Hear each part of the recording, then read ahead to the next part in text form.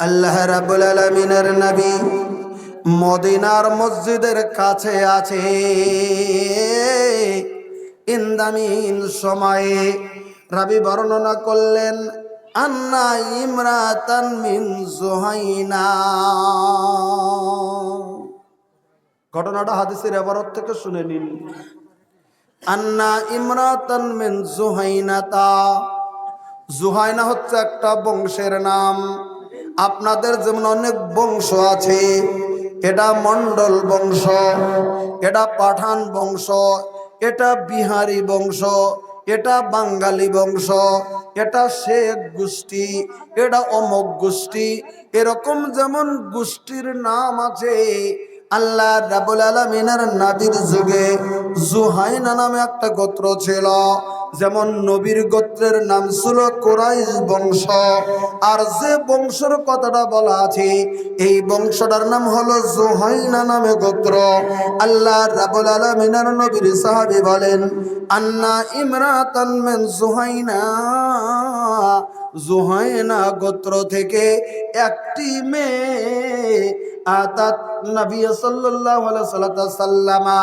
আল্লাহ রাব্বুল আলামিনের নবী মদিনাতুল মুনাওয়ারাতে আছেন। ইন্দামিন সময়ে ওই জুহাইনা গোত্র থেকে একটি মেয়ে আল্লাহর নবীর কাছে চলে এসেছে। আপনারা বলেন তো নবীর কাছে কে আসছে? ভাষা বোঝা যাইতেছে কি? এই যে অর্ধেক করতেছি কিছু কিছু বোঝা যায়। আচ্ছা, আল্লাহর নবীর কাছে কে আসছে? জুহাইনা গোত্রের একটা মেয়ে আসছে, পুরুষ নয়, একটা মেয়ে, তার বংশের নাম জুহাইনা। ওখান থেকে চলেছেন কার কাছে আসছে? আল্লাহর নবীর কাছে আসছে। এবার দেখেন, আসার পরে নবীকে ডাক দিয়ে নবীকে সম্মুখে যায় বলতেছেন ওগো আল্লাহ রাব্বুল আলামিনের নবী, নবী গো, ইয়া নবী আল্লাহ। বলতেছেন ওগো আল্লাহ রাব্বুল আলামিনের নবী। নবীর কাছে মেয়ে এসেছেন। মেয়েটা কেমন ছিল তা জানেন? সাধারণ মেয়ে ছিল না। যদি আপনারা মনে মনে বলেন সাধারণ মেয়ে, না, সাধারণ মেয়ে ছিল না। কেমন মেয়ে ছিল তার বর্ণনা আছে মুসলিম শরীফে। ওহিয়া হুবলা মিনাজ জিনা। মেয়েটাটি ছিল গর্ভধারিণী মেয়ে, তার মানে মেয়ের পেটে বাচ্চা ছিল, হামিল ওয়ালি মেয়ে।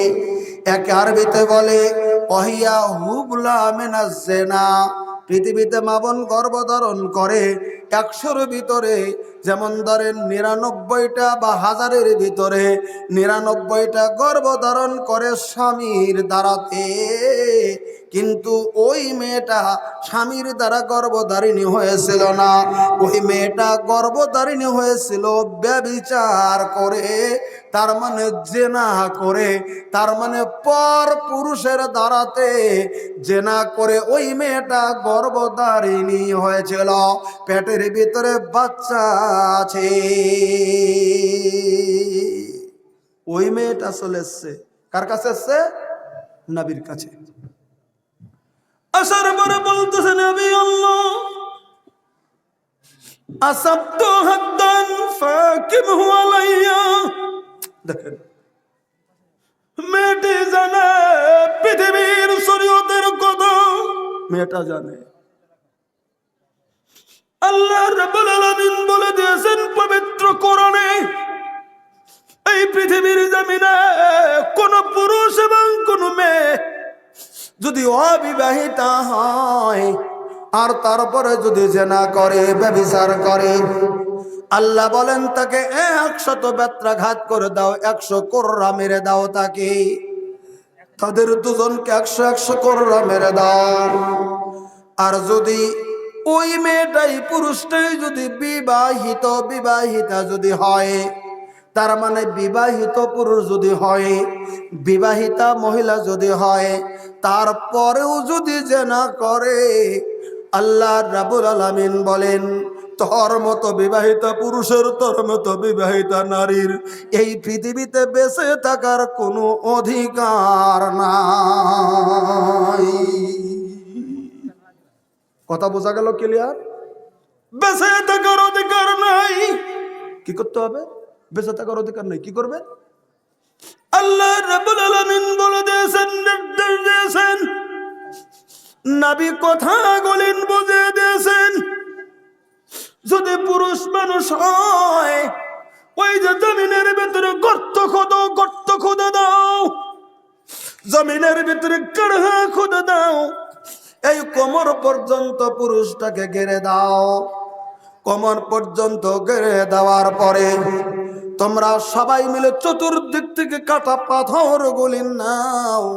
পাথর গুলিন হাতে নিয়ে ওই ময়দানের ভিতরে পাথর মেরে মেরে মেরে মেরে মেরে মেরে মেরে মেরে ওকে পৃথিবীর জমিনের ভিতরে থেকে আরো জানটা শেষ করে দাও। যদি পুরুষ হয়, এটা তার শরীয়তের বিচার। এখন ভারতবর্ষ ইসলামিক আইন নাই, আমরা করি না, জেল হয়, এটা হয়, ওটা হয়, সেটা আলাদা ব্যাপার। শরীয়তের আইন যে জায়গায় কায়েম করা আছে, যেমন সৌদি আরব, অন্যান্য যেমন কান্ট্রিতে যেখানে ইসলামিক শাসন যেখানে চলে, কোরআনের আইন যেখানে চলে, কোরআন বলেছেন, আল্লাহ রাব্বুল আলামিন বলেছেন, 2, 4, 5, 10টা যেমন অন্যায় যখন করবে, জমিনের ভিতরে কোমর পর্যন্ত গেড়ে দিয়ে হাজার হাজার মানুষ চতুর্দিকে থাকো, তারপরে ওকে পাথর মেরে মেরে মেরে মেরে মেরে মেরে মেরে মেরে শেষ করে দাও। তারপরে উঁচু করে দেখিয়ে দাও আমরা শরীয়তের বিচার কায়েম করেছি। এমন বিচার যদি দেখে একটা পুরুষ আর একটা মেয়ের কাছে বিবাহিতা পুরুষ যেতে চিন্তা করবে কি না? একবার চলে বলেন তো দেখি, আপনারা বলেন চিন্তা করবে কি? এটা যদি 2, 4, 10টা এরকম দেখে, তারপরে চিন্তা করবে না? না একটু জোরে কথা বলেন না কেন? এ কথা বলতে আপনাদের এত অসুবিধা কিসের? ভয় করছেন নাকি? একটু জোরে বলেন যে চিন্তা করবে কি না? করবে। কেন করবে জানেন? এই জানটার মোহাব্বত সবারই আছে, কোন কথা ঠিক নাই? তখন চিন্তা করবে, এই আর যাই করি অন্তত এইটা করব না, কারণ সাক্ষী পেলেই ওই দিন আর শেষ। আমার ভাইরা, আল্লাহ রাব্বুল আলামিনের এটা নির্দেশ হচ্ছে, বিবাহিতা যদি পুরুষ হয়, বিবাহিতা যদি মহিলা হয়, আর যদি ওটা মহিলা যদি হয়, তাহলে তাকে বুক পর্যন্ত ঘিরে দাও। দেখেন শরীয়তের কানুন কত সুন্দর। যদি ওটা মহিলা হয়, তাহলে তাকে বুক পর্যন্ত ঘিরে দাও ময়দানে। বুক পর্যন্ত ঘিরে দিয়ে তোমরা পাথর মেরে ওই মহিলাটাকে পৃথিবীর জমিন থেকে শেষ করে দাও। এই শব্দটার নাম বাংলাতে আমরা যারা বলি, শব্দটার নাম হচ্ছে সঙ্গেসা।